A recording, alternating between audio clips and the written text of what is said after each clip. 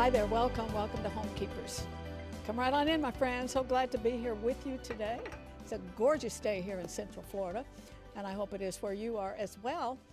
And it's always a good day when Carol Kent and her husband Gene come to see us, and this is the day. I just got real curious because I know a lot about Carol, but I Googled her this week. That's a verb I understand now, Google. And I advise you to do the same thing. What an amazing life and impact she has had in so many areas. I'm not even going to try to go into it, but you can look it up. But the thousands of books that have been sold and the thousands of people she's talked to, a lot of women's conferences. And then God zaps her life with one of the biggest tragedies you could ever think about. And God has used her for an illustration for the rest of us. And it's come through her speaking and through her books and so forth. And I know it has come through on this program because we get your feedback. And so I'm glad she's with us today. But this is a whole nother chapter now because she had a mother that prayed for her constantly, was lifting her up. I think Carol would give her mom a whole lot of credit for anything she's accomplished. And I was talking to her one day, or maybe it was email, but she says, we're leaving right now. I don't know if I'll get there before my mother goes on to heaven. And so we're going to talk about a godly mother and the impact that she has had. My mom lived past 100, and there's not one day that I don't think about her, and not a day that I don't appreciate who she was, what she was. And my sister once said, when my mom goes to heaven and they put the crown on her head, it's going to buckle her knees because it's going to be so big and so full of ornamentation. And probably Carol feels the same way about her mom. And we want to encourage all the moms out there to be the kind of moms we had. So we're going to talk about her, and I think it's going to be a very enriching time for you to hear. And I'm going to join Stephanie. I call this recipe that when the refrigerator is completely empty, you can probably find enough to make this. And they're au gratin potato pancakes. And wouldn't cost you much to make them, but I think anybody who would have them on the table will enjoy them. Before I join Stephanie, I want to offer you this book again, He Holds My Hand. This is the first of the year. And I myself am going through this day by day. I've gone through it just, happenstance until now, but January the 1st, I started it because I had just finished a couple others. And I'm telling you, it is just about the finest devotional I've ever had. I urge you to get it. It's very reasonable. The information's on your screen. You can get it through your credit card or if you write to us. I hope you'll take advantage of it. And I sound a little bit puny, but it's nothing. It's one of those dry coughs. Oh, okay. Gotcha. And I'm glad Carol's a good talker. She's a great talker, so you just talk away, Carol. Carol's a professional talker. Yes. So I'm just going to say, Carol, talk. Wonderful. Okay. Okay, so au gratin potato pancakes. I'm going to put this all together. I'm going to tell you a really funny story. Okay. Short, very. Au gratin. So we have 2 cups of mashed potatoes here. These don't have the butter. Is this another chapter in your life? No. Oh. It's just funny because you said about Googling her. Oh. No, we're not going to talk about my life. Yeah, that word has become a verb, really. Yeah, so 2 cups of mashed potatoes. I do use leftover mashed potatoes at home that have milk and butter in them for mashed Kind of the same This thing. says without milk and butter, but I have an egg. I have That'll bind it up. Yep, you want to put your chives that you just tablespoon Fresh, of chives. Fresh. Yeah, that's yummy. That's There's about nothing a like tablespoon. fresh herbs. A teaspoon of parsley, 3/4 teaspoon of salt. These don't need any syrup on them. We got pepper. They're so loaded. We got an 1/8 of a teaspoon of minced garlic. Come on. Well, that's because we're in Florida. I know. Your garlic at home probably wouldn't do that. Yep. We have a dash of dry rosemary. And I'm going to mix this up. Then I'm going to put in a 1/2 cup of sharp cheese. And then we're going to put them in a hot pan. Make sure the pan is hot. Because if you put it in a cold pan, it's just going to soak the oil up. That's what you're just going to have gross, oil, greasy pancakes. No, we don't want that. Yeah, so I'm mixing this up. So you said you Googled her. So my boss, President Robert DeAndre, everything used to be. Do you remember that Joe from Chicago? And I'm like, Joe from Chicago? He said, well, can't you just Google it? So Bob is saying Everything. I'm like, I can't just Google Joe from Chicago and get you an answer. I need more information. But what's funny is he can give me pretty limited information, and I can pretty much find what he wants. But everything. Well, can't you? I'm like, I don't know who taught you that word, but stop it. Well, if you Google my guest, Carol Kent, she's been on, especially the tragedy that hit their life when their son ended up in prison. She's been on just about every secular kind of news program, as well as Christian. And nothing as amazing as Homekeepers, though. When you watch it, though, you want to sing, "Look What the Lord Has Done." I'm putting this in a hot pan, and we're going to brown both sides, okay?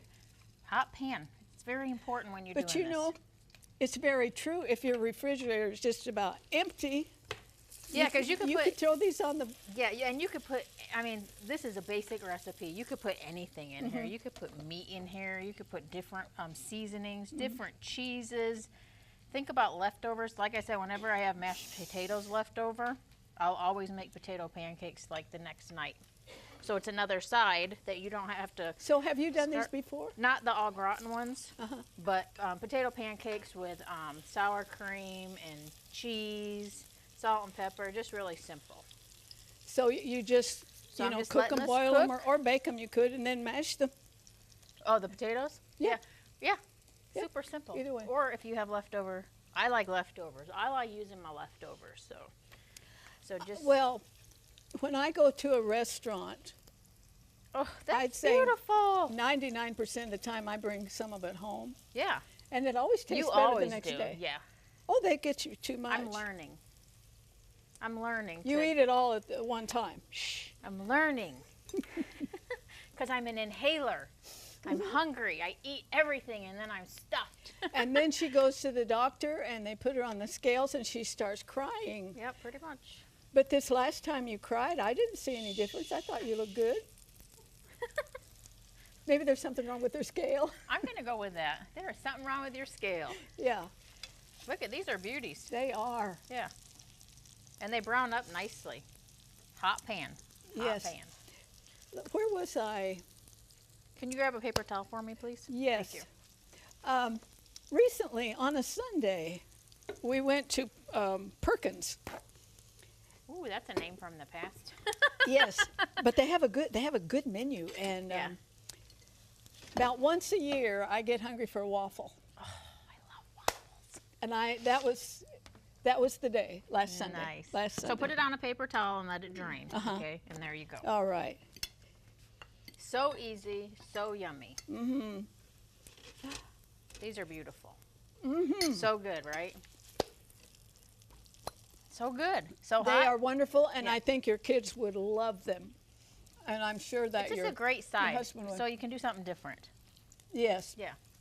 That's what I'm into. They probably know that now in 20 years. But I like the side stuff better than the Yeah. entree. Mhm. So if you would like the recipe for these, information's coming up on your screen. Doesn't cost you a thing. We'll be glad to get it out to you. Either email us or send us an envelope with your name, your address, and a stamp, okay? If you haven't met Carol Kent, you're going to love her. Stay with us. If you would like a copy of today's recipe, you may receive it by contacting us through social media as listed on the screen. When requesting a copy through the mail, be sure to include a self-addressed stamped envelope. Thank you, and please know we always appreciate hearing from our viewers.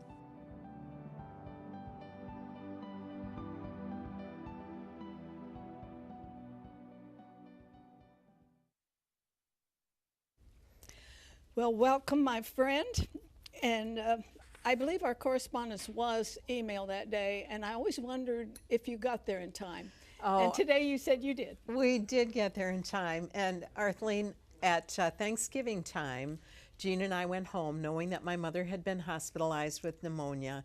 So we had 2 precious days in the hospital with her, and she was very bright, and we were looking forward to her recovering. And then instead of getting stronger, she got weaker. She was 96, and her mobility issues were getting pretty major. So they put her in a nursing home where she would get some physical therapy. But within about a week, she was getting weaker and weaker. Her breathing was labored, and she was having trouble swallowing. And then when I was in touch with you is right when I'd gotten the call that it doesn't look like Mother is going to live more than another day. If you want to see her alive, come now. And so Jean and I flew home to Michigan, and we got there in time for her to open her eyes and recognize us. And she wasn't able to speak, but we could see that recognition in her eyes. And it was, I'm going to tear up, I'm afraid, but it was such a privilege for Jean and me to have the joy of standing vigil at her bedside through her last night on this earth. And each of my sisters over the previous 4 nights had had an opportunity to stay with her overnight. And now it was our turn. Of course, we didn't know it would be for sure the final day, but it was. And we got to whisper our I love yous to her. And then on the next day, the family gathered, and some of the cousins were coming in. Grandma's grandsons and granddaughters were coming in, people from her church, knowing that it was probably only going to be a few hours.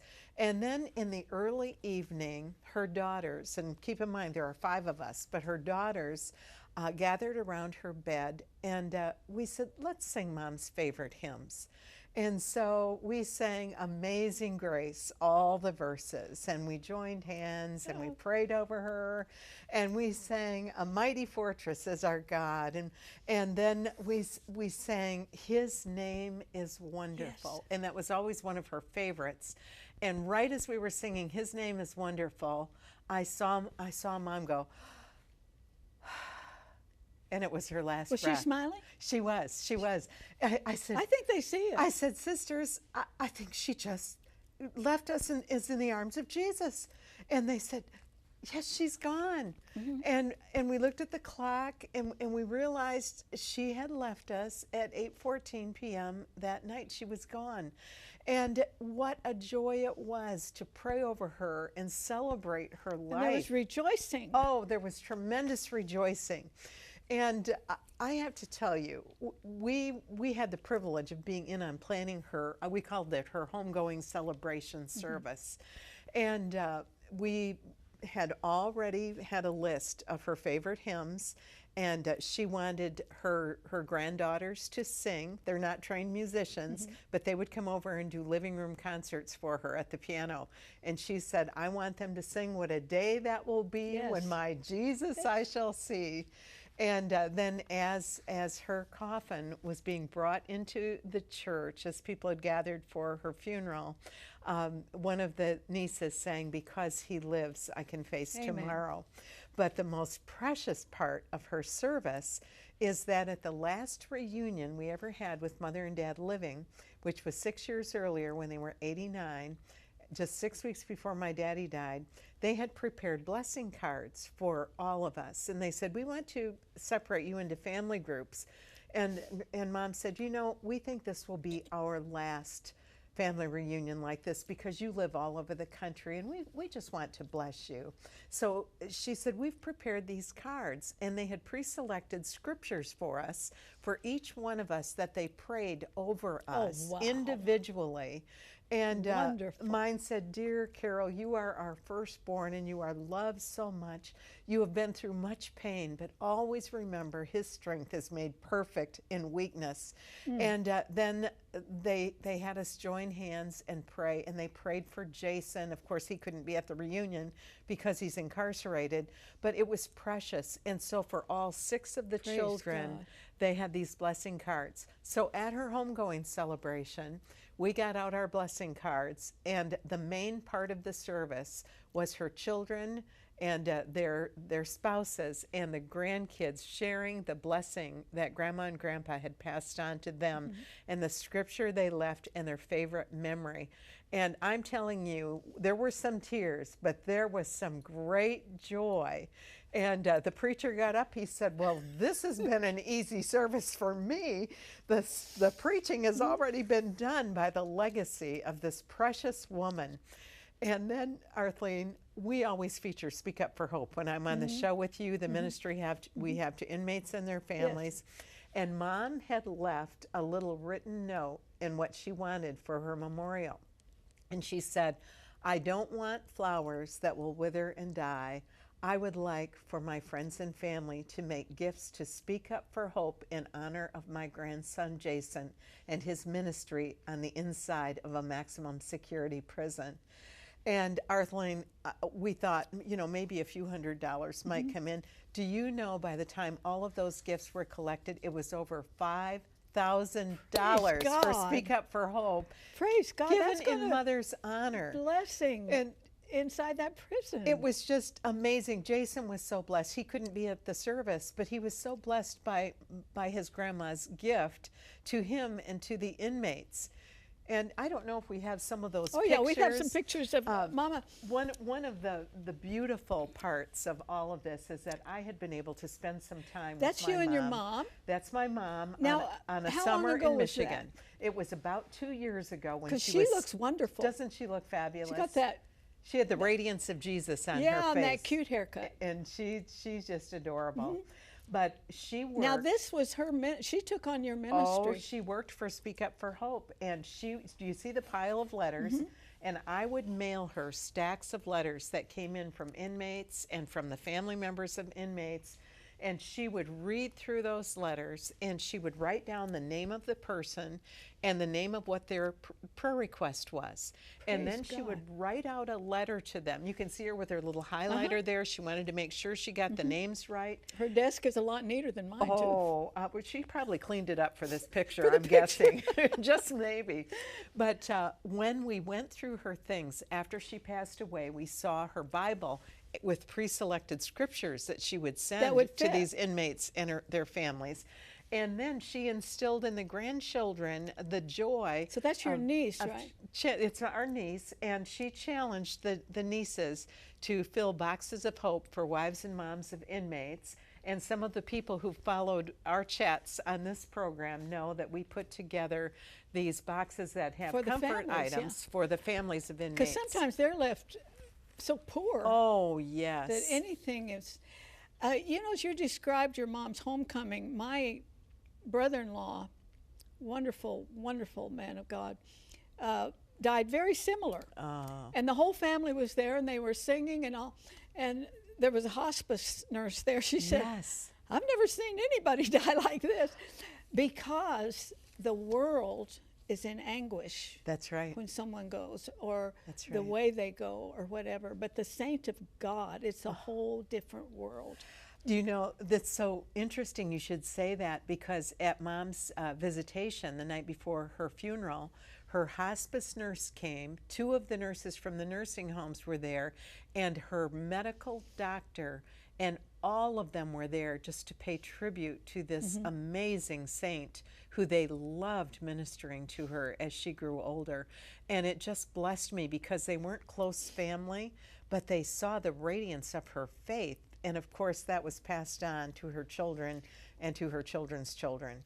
Was she, well, your memories of as a little girl, she was always a Christian mom. Oh, yes. Correct? Yes. She taught me to pray about everything. And anytime I would come to her with a problem, or I would say, Mom, Jason's clemency isn't going through, and my heart is just broken. And she would say, Carol, have you talked to God about that yet? And then I would share another heartache with her at another time, and she'd say, have you thanked the Lord for that yet? Because he's going to let you grow through this one, and he's going to teach you some good lessons. And she always pointed us back to the Word, to praising God in the middle of our despair, and to going to him first in prayer whenever we had a problem. And that is just ingrained in my mind and heart as one of the most precious gifts she gave to us. What do you think that contributed when you got that horrible telephone call? Oh. I don't know. How do you figure worse than death things? I don't know anything could be any worse than the telephone call you received when you found out in the middle of the night, which is always an added added negative to any bad news.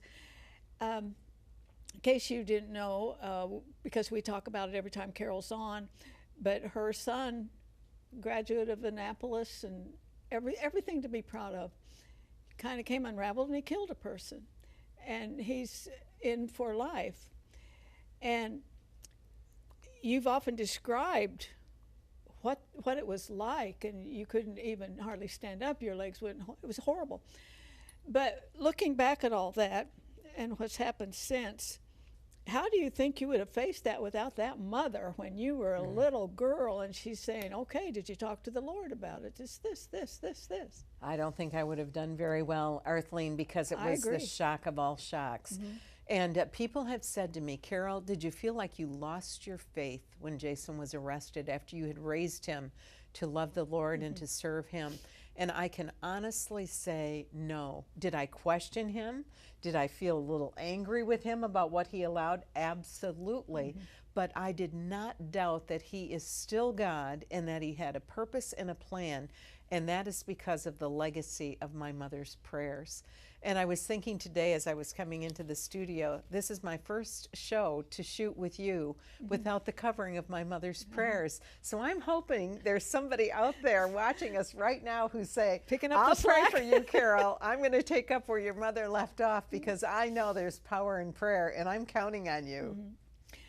I've often thought also probably your ministry is so much richer now because of the tragedies you've been through. But it's like your mom prepared you for anything down the road, and anything, your anything was a really big one. Oh, well, she did that not only from the time I was a little girl, but even the night before I got married, she had prepared a letter for me. And it was everything she was praying for me as a young wife and eventually as a mother. And her prayers permeated even those early years of being a young married woman and then 5 years later giving birth to Jason. And she just let me know how important it was in the good times and in the bad times to seek the Lord and to believe that whatever happened had a purpose and that there was absolutely nothing that would be wasted, that God would use it as a platform upon which we could praise him and make him famous and make his name glorious. And she was so right. One reason I wanted Carol to tell this story, because you probably didn't have a mother like that. But for you young ones, you can be a mother like that. You can really prepare your children in the word of the Lord and your prayers that are going to take them through and will bear fruit far beyond. I know my grandmothers were both prayers. And then my dad, followed through. He had a wonderful mother. And now I've got great-grandchildren. They're all serving the Lord. I don't know what could be more important than a godly mother that perpetuates generation after generation. Well, you have just hit on something that's so important, because when I have been at speaking engagements and I've even shared about my mother and dad passing on these blessings to us, I sometimes look out at women in the audience and I'll say, for some of you, you might be saying, well, lucky for you, Carol, Kent, you had a godly heritage and this rich history with the Lord. No wonder you could turn out. And I had a no good father and an alcoholic mother. No wonder I can't turn out. And I just want to say what you really just challenged the viewers with, that because of Jesus, you can change the future generations. Everything can start with you as you say, I will be the one to pass the blessing on to the next generation. I will tell my children and my children's children that He is almighty and that they serve a living God and they can find joy and hope and meaning because He lives. I would like to have met your mother, but she's a lot like mine. My mother, she liked to take care of the babies in the nursery. And when she really couldn't do that anymore, she'd go by the church and pick up all the linens, take them home and wash them, bring back. And when the station here started, we had a great children's program called Joy Junction. She said, there's got to be something I can do. And I would take the Joy Junction mail home to her at night. She would process it. Sounds like your mother, when I saw her, that picture of her at the desk, and how probably she was quite a force in mobilizing this family to get in this ministry, this prison ministry. She could have cut you loose and said, well, Carol, you got a problem. But there's the niece and the people that are always going to visit him. Oh, the family has gathered around again and again. And Arthelene, you know it's been over 19 years, and they still come. And Jason just had a cousin who got back from his last deployment in South Korea. And he's an attorney with the JAG Corps in the Army and is headed to Iran and Iraq once again.